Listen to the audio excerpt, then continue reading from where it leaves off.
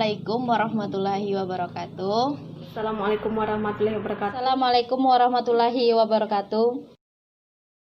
Baiklah teman-teman, kami dari kelompok 6 mata kuliah Sejarah Pemikiran Ekonomi Islam. Kami di sini akan berbagi sedikit pengetahuan kami tentang aktivitas produksi menurut pandangan atau pemikiran ekonomi Al-Ghazali. Langsung saja, saya dan dua rekan saya akan memaparkan tentang aktivitas produksi menurut Al-Ghazali tadi. Baiklah, saya Dewi Solpasari. Di sini saya akan berbagi pengetahuan sedikit tentang aktivitas produksi. Nah, di sini Al-Ghazali memberikan perhatian yang cukup besar ketika menggambarkan berbagai macam aktivitas produksi dalam sebuah masyarakat. Al-Ghazali mengklasifikasi aktivitas produksi menurut kepentingan sosialnya, serta menitik beratkan perlunya kerjasama dan koordinasi. Jadi di sini, kerjasama dan koordinasi dalam suatu aktivitas produksi sangat berperan penting untuk kelancaran dalam suatu aktivitas produksi tersebut dan tercapainya tujuan dari produksi tersebut. Di sini fokus utama Al-Ghazali dalam aktivitas produksi adalah tentang jenis aktivitas yang sesuai dengan dasar-dasar etos Islam. Di sini ada bagian-bagian dari aktivitas produksi menurut pemikiran ekonomi Al-Ghazali tadi, yaitu ada produksi barang-barang kebutuhan dasar sebagai kewajiban sosial. Seperti yang telah dikemukakan, Al-Ghazali menganggap kerja sebagai bagian dari ibadah seseorang. Bahkan secara khusus, Al-Ghazali memandang bahwa produksi barang-barang kebutuhan dasar sebagai kewajiban sosial atau fard al-kifayah. Hal ini berarti jika telah ada sekelompok orang yang berkecimpung di dunia usaha yang memproduksi barang-barang tersebut dalam jumlah mencukupi kebutuhan masyarakat, maka kewajiban seluruh masyarakat telah terpenuhi. Namun, jika ada seorang pun yang melibatkan diri dalam kegiatan tersebut, atau jika jumlah yang diproduksi tidak mencukupi kebutuhan masyarakat, semua orang akan dimintai pertanggungjawaban di akhirat nanti. Dalam hal ini, pada prinsipnya, negara harus bertanggung jawab dalam menjamin kebutuhan masyarakat terhadap barang-barang kebutuhan pokok. Di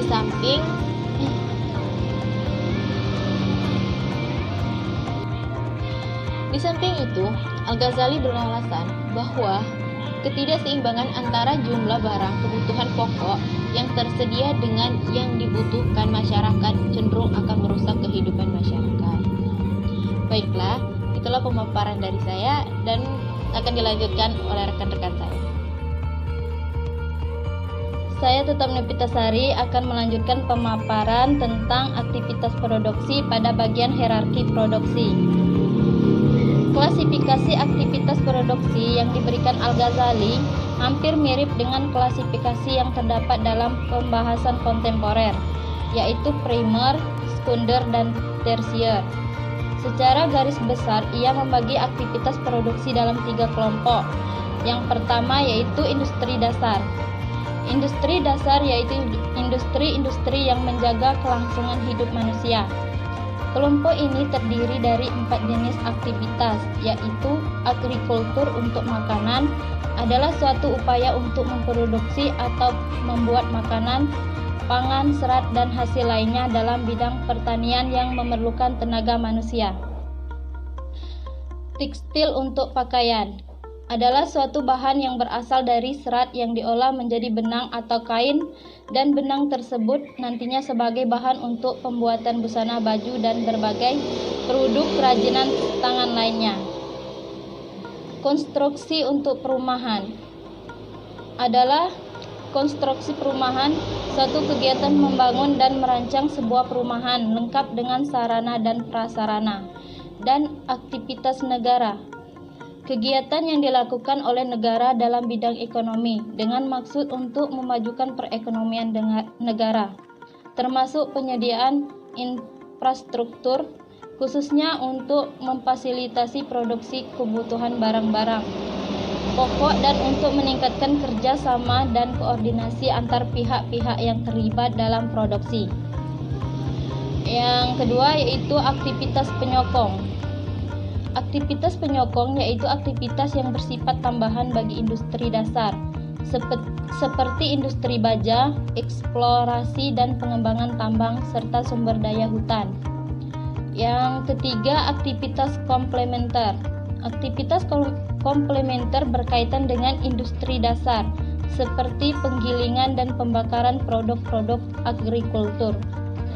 Al-Ghazali mengakui bahwa kelompok pertama adalah kelompok yang paling penting dan peranan pemerintah sebagai kekuatan mediasi dalam kelompok ini cukup krusial. Dengan klasifikasi ini, dia percaya bahwa untuk menjamin keserasian lingkungan sosioekonomi, ketiga kelompok aktivitas tersebut harus ditingkatkan secara aktif. Al-Ghazali menyatakan, jika ia mengabaikannya, manusia tidak akan bertahan hidup dan merupakan keberkahan dari Allah bahwa orang memiliki keahlian untuk pekerjaan yang berbeda-beda.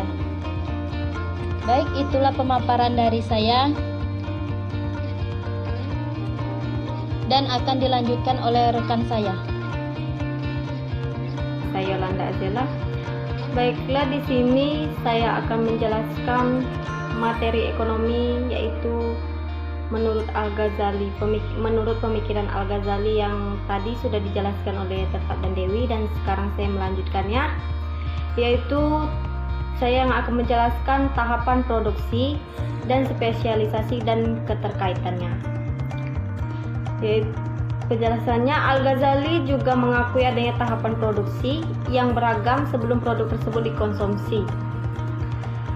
Selanjutnya, ia menyadari kaitan yang seringkali terdapat dalam mata rantai produksi, sebuah gagasan yang sangat dikenal dalam pembahasan kontemporer.